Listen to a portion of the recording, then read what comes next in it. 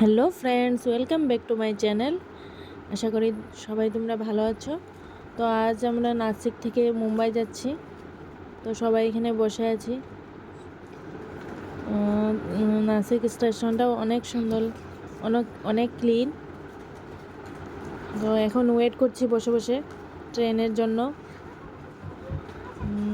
তো তোমাদেরকে একটু শেয়ার করলাম নাসিক টু মুম্বাই যাওয়ার সফরটা।